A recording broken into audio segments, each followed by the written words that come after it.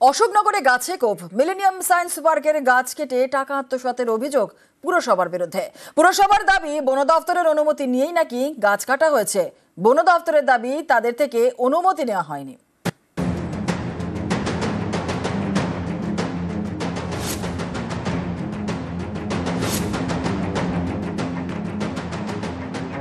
উত্তর ২৪ পরগনার অশোকনগর। এখানে রয়েছে অশোকনগর কল্যাণগড় পুরসভা পরিচালিত মিলেনিয়াম সায়েন্স পার্ক। স্থানীয়দের অভিযোগ, এই পার্কের বিভিন্ন গাছ কেটে বিক্রি করে দিচ্ছে পুরসভা একেবারে বেআইনিভাবে।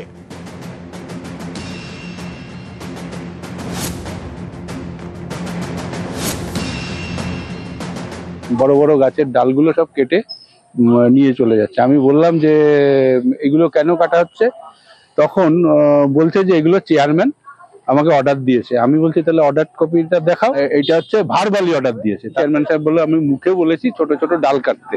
তার ছোট ডালের যে যমুনা, এইখানে আমার ধারণা মিনিমাম 10 থেকে 12 লাখ টাকার একটা স্ক্যাম এখানে ধরা পড়েছে। ভিতরে পার্কের ভিতরে আরো অনেক গাছ কাটা হয়ে গেছে। দেখুন, কোনো অবৈধ কাজ আমি আজ পর্যন্ত জীবনে করিনি। দুটো ডাল, ওই একটা ডাল আমাদের দেয়াল ভেদ করে ওই পাশে গিয়ে পড়েছে। তার ওই পাশে লোকটা আমাদের বারবার বলছে যে আমাদের বাড়ির ক্ষতি হচ্ছে, আমাদের একটু রক্ষা করুন আপনারা। আরেকটা ডাল হচ্ছে আমাদের টিনের চালে পরে টিনের চালটা একদম সব ভেঙে যাচ্ছে, যে কোনোদিন পরে অ্যাক্সিডেন্ট ঘটতে পারে। এই অ্যাক্সিডেন্ট থেকে বাঁচার জন্য আমরা বলছিলাম যে ডালের একটু অংশ কেটে নিও, যে গাছটা কাটবে সেটা মানুষের কল্যাণ জন্য কাটবে। অশোকনগরের মিলেনিয়াম সায়েন্স পার্কে রয়েছে নানা রকমের গাছ, এর মধ্যে অনেক গাছই কেটে সাফ। আমার ধারণা, যদি পৌরসভা এটা পারমিশন দিয়ে থাকে তাহলে নিশ্চয়ই ফরেস্ট ডিপার্টমেন্টের পারমিশন নিয়েই এটা করেছেন। কারণ ফরেস্ট ডিপার্টমেন্টের পারমিশন দরকার, সেই পারমিশন নিশ্চয়ই চেয়ারম্যান বা পৌরসভা চাইলে পরে ফরেস্ট ডিপার্টমেন্ট দিয়ে দেবে। বন দপ্তরের তরফে দাবি করা হয়েছে, গাছ কাটার জন্য অশোকনগর পুরসভা অনুমতি চায়নি। অশোকনগর থেকে ক্যামেরায় উজ্জ্বল শিকদারের সঙ্গে জিয়াউল আলম, নিউজ 18 বাংলা। নিকাশি নালা বন্ধ, মাটি ফেলে নিকাশি নালার মুখ বন্ধ করে দিয়েছেন স্থানীয় কয়েকজন। এর জেরে বিঘার পর বিঘা চাষের জমিতে জল। অভিযোগ দক্ষিণ 24 পরগনার নামখানায়। সমস্যা সমাধানের আশ্বাস পঞ্চায়েত সমিতির।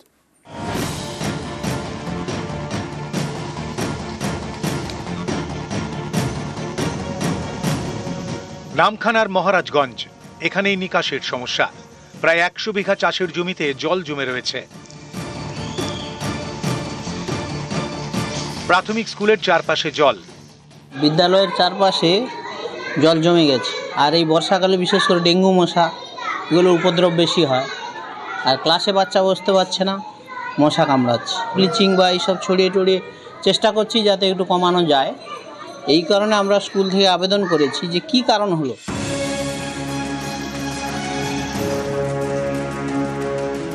কিন্তু কেন এই অবস্থা?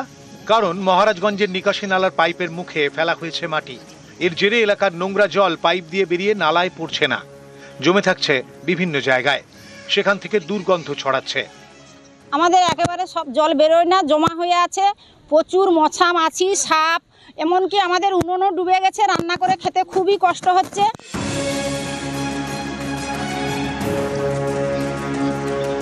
স্থানীয়দের দাবি, কয়েকজন বাসিন্দার জমি রয়েছে নিকাশি নালার এই পাইপের কাছে।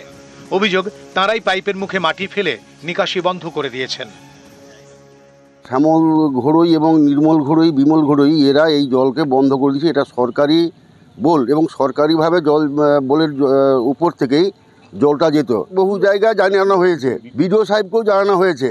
আমাদের বর্ষাকালে যেখানে চাষাবাদের জন্য জমি জায়গায় জল নিকাশি সব জায়গায় ক্লিয়ার রাখতে হয়। আমি যতটুকু জানি ওখানে গ্রাম পঞ্চায়েতের উদ্যোগে একটা বোলও বসানো হয়েছে যাতে জল নিকাশি একদম ভালোভাবে থাকে। যদি কেউ ব্যক্তিগত উদ্দেশ্যে যদি যারা জলটাকে আটকে রাখে, এটা এটা অনুচিত। এই ব্যাপারটা আমরা খতিয়ে দেখছি, ওই ব্যক্তিকে ডেকে আমরা আলোচনার মাধ্যমে এটা মিটিয়ে ফেলতে পারি।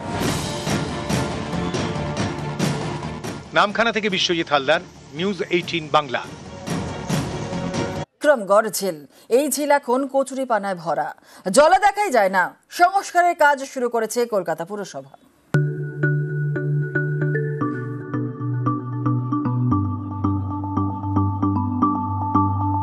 কলরবের কলকাতায় এক টুকরো নিরিবিলি বিক্রমগড় ঝিল।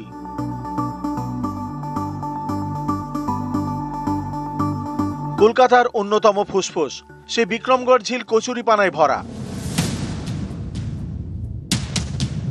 জল দেখাই যায় না।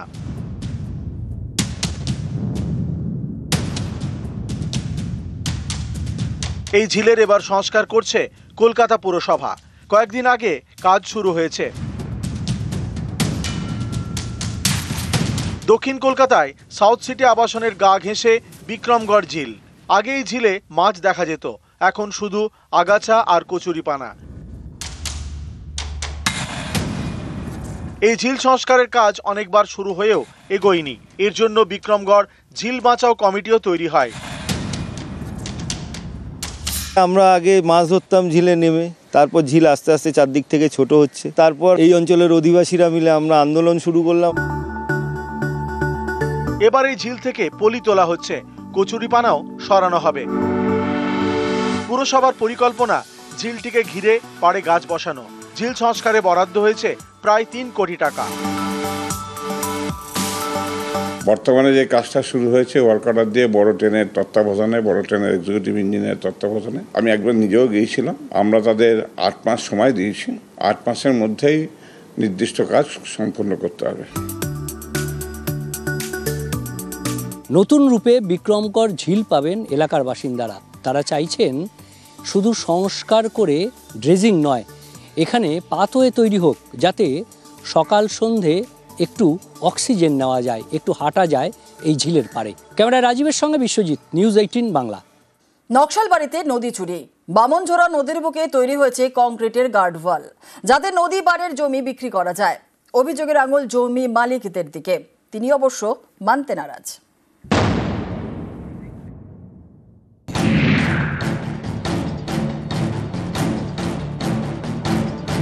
এটা বামনঝোড়া নদী। পাহাড়ি এই নদীর পথ আটকে তোলা হয়েছে গার্ডওয়াল।